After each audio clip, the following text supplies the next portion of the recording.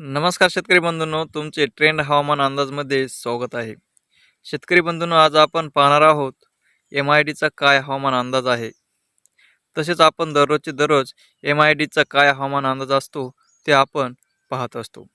शेतकरी बंधूंनो, तुम्ही जर चॅनलवर नवीन असाल तर नक्की ट्रेंड हवामान अंदाज यूट्यूब चॅनलला सबस्क्राईब करून ठेवा. महाराष्ट्रातील हवामान जिल्ह्यानुसार अंदाज पाहणार आहोत. आता पाहणार आहोत कोकण विभाग. मुंबई, ठाणे, पालघर, रायगड, रत्नागिरी, सिंधुदुर्ग या भागात ढगाळ हवामान आहे.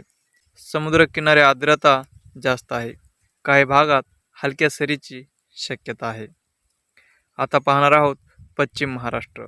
पुणे, सातारा, सांगली, कोल्हापूर, सोलापूर. पुणे व आसपास ढगाळ वातावरण. कोल्हापूर व सातारा जिल्ह्यात काही ठिकाणी हलक्या पावसाची शक्यता आहे. आता पाहणार आहोत उत्तर महाराष्ट्र. नाशिक, धुळे, जळगाव, नंदुरबार, अहमदनगर.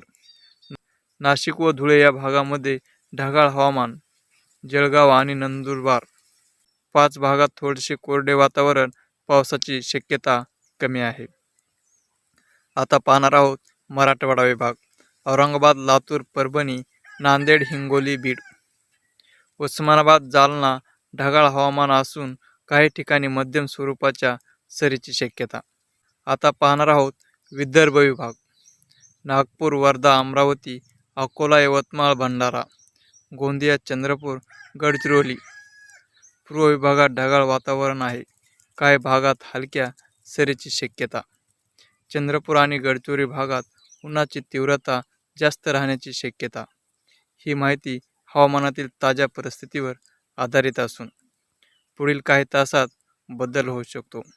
तर शेतकरी बंधूंनो, हा होता आजचा हवामान अंदाज.